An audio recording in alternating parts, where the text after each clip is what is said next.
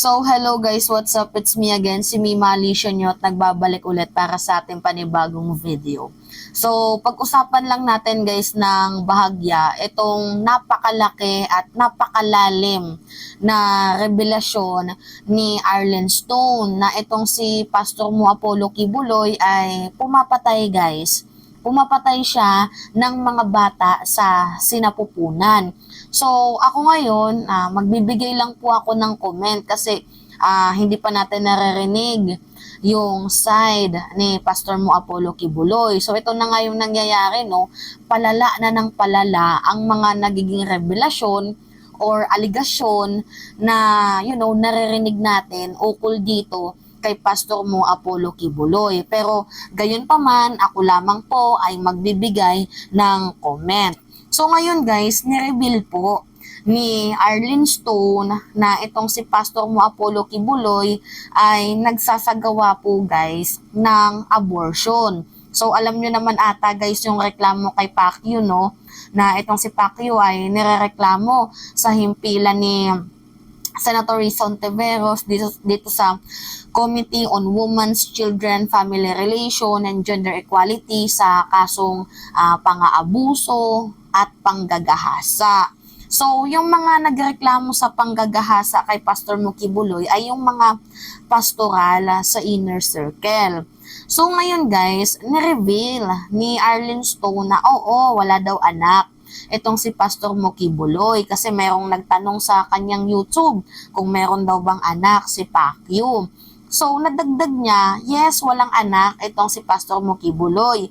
Pero, pag yung mga pastoral na, nakatsurbahan niya, tapos merong namuo sa sinapupunan, ang ginagawa daw ni Pastor Mo Kibuloy, according to sa comment guys pagsisilwalat sa revelation ni Arlen Stone, hindi natin alam kung totoo ba to or hindi kasi hindi pa naman nagsasalita itong si Kibuloy at wala namang masyadong malalim na binitawan na ebidensya itong si Arlen Stone. Pero sa paglalahad ni Arlen Stone, sinabi niya na itong mga pastoral na to, pag nabubuntis, ay pinapapunta, dinadala daw po, ni Pastor Mo Apollo Kibuloy doon sa ibang bansa para magsagawa ng abortion. Which is, ako guys, sa totoo lang, nagulat ako.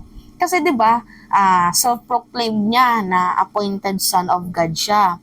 So tinalaga siya dito para gumawa ng kabutihan at sinabi niya din noon na siya daw po ay nagmamay-ari ng universe at higit sa lahat yung proklama niya sa kanyang sarili, siya daw po ay si Jesucristo na nag-anyong tao ngayon sa henerasyon natin ngayon.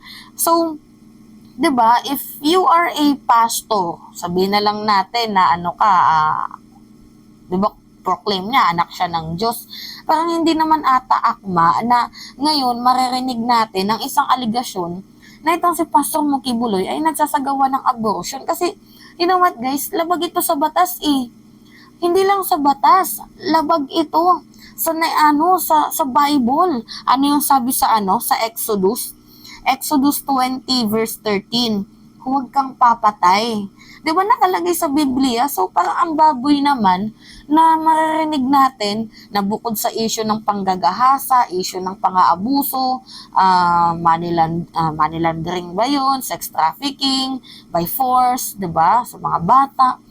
Abay, after ng pagtsuktsakan, tsurbahan, maririnig natin ang ganitong reklamo na itong si Pastor Mo Kibuloy ay nagsasagawa ng abortion. Ito yung video panoodin natin guys. Ito yung pagsisiwalat ni Arlen Stone. So ako ay nagko-comment lamang pero hindi natin hinuhusgahan na kriminal itong si Pacquiao kasi hindi pa naman po siya nagsasalita at side pa lamang po ng mga biktima itong ating naririnig. Pero anyway, ako ay nagbibigay lang ng comment. So panoodin natin At saka may nagtanong din po na si Kibuloy daw po ba ay may anak.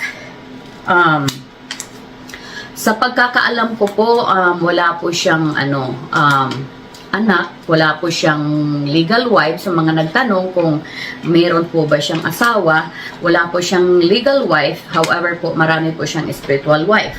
So wala siyang anak sa pagkakaalam ko dahil ang mga nabubuntis po ng mga spiritual wife ay pinapadala po sa ibang bansa upang magkaroon ng abortion. So tingnan nyo po yan, for example, yung mga ang pastoral po na andyan pa kasama nila. Tingnan nyo po ang mga katawan kung yan po ba ay katawan ng isang dalaga. So, yan lang po. So, hindi ko na i-elaborate kung ano yung mga nangyari.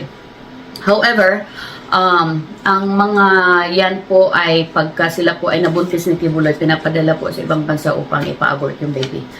So, yan, nasagot ko na po yung yung tanong sa mga nagtatanong diyan sa YouTube. Okay. Narinig nyo naman, no, na pinapadala daw po ni Pastor Mo Kibuloy. Alam nyo guys, yung usapin na to, hindi talaga ako natutuwa. Seryoso. Kasi 'di ba alam nyo naman pag nagba-vlog si Mima, talagang una pa lang pagbukas nyo, talagang may banat na, may pasigaw na. Ngayon, hindi ako natutuwa guys, sapagkat malalim na usapin to, itong abortion na to, kung kaya't alam nyo nga na hindi maisakatuparan itong abortion na batas sa bansang Pilipinas, abay dahil nasa dark age pa tayo. 'Di ba? Hindi katulad tayo sa ibang bansa na pwedeng magsagawa ng abortion, legal na. Sa Pilipinas, hindi. Kasi nga, nasa dark age pa tayo na kung saan mas malalim yung pinanghawakan nating konsensya at syempre yung sa Bible. So sana, hindi ito totoo. Itong narinig natin kay Arlene Stone na itong si Pacquiao ay nagsasagawa ng abortion. Siguro para sa akin, medyo mas katanggap-tanggap na lang yung ginawa niyang, although mali pero para sa akin yung ititimbang yung pagpapalaglag tapos panggagahasa, siguro dito na lang ako sa ginawa niyang mali na panggagahasa, pero yung magpalaglag parang iba na yung level nun, kasi yan nakalagay sa ating 1987 Constitution sa Article 3, Section 1. Ano yung sabi? No person shall be deprived of life, liberty, and property without due process of law. So in short, bawal pumatay ng may buhay, living organism. So, nababastusan lang ako at nabababuyan kung totoo man ito na ginawa ni Kibuloy. Pero paglilinaw ko, hindi pa natin hinuhusgahan na kriminal itong si Pacquiao. Pero ako ay nagko-comment lamang na kung sakali na kung totoo man po ito, ang baboy naman tingnan. Kasi imagine, you are a pastor and you claim yourself as appointed son of God. You help other people. 'Di ba, may sinabi kang may pinapaaral ka, ganyan-ganyan, pero sa gitna ng mga pagpupuri mo sa sarili mo, abay may mga naririnig kami na may nire-rape, inabuso, ginahasa, mga ganyan-ganyan. Ito yung pinakamalala na narinig ko na ginawa ni Pacquiao, which is yung abortion. Kasi, you know what guys, buhay din po yan yung tinutukoy ko. Parang ang baboy lang talaga sa part na maririnig natin to. 'Di ba? Nakakalungkot isipin na isa kang pastor, nangangaral ka, tapos maririnig namin na nagsasagawa ka ng abortion. Kaya nga 'di ba, paulit-ulit kong sasabihin sa inyo, yung abortion hindi magawang legal sa Pilipinas dahil nga nakalagay na din sa ating konstitusyon, at beside, dark age pa tayo. Nandito pa tayo sa punto na mas malalim yung konsensya kesa sa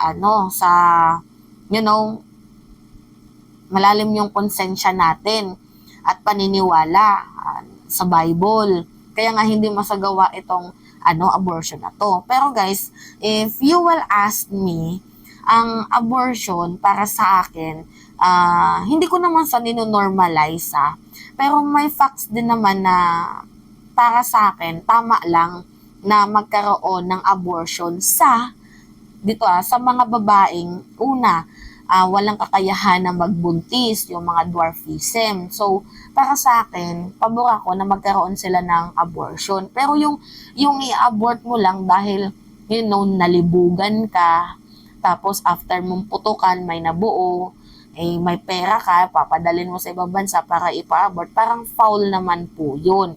So, ang abortion, siguro para sa akin, may nasa limited situation. Siguro sa mga na-rape, pwede. Pero yung abortion na dahil sa kalibugan, Diyos ko Lord, wag naman.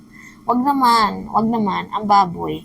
Tapos ngayon, itong si Paki, yung hindi man lang natin makita ang anino, hindi man lang natin marinig ang kanyang boses, kung totoo ba itong mga paratang sa kanya. So, dapat sundin niya ang payo ni President Marcos, same as din dito kay JB Ejercito, para 'di ba, patunayan ng kanyang sarili na malinis siya. Pero you know what guys, yung pinakapunto ko lang dito, ito yung pinaka-foul na narinig ko na revelasyon kay Pacquiao. Siguro yung yung rape, katanggap-tanggap, although mali siya para sa akin, pero kung abortion or rape, siguro mas less pa ata yung ng rape, yung kasalanan.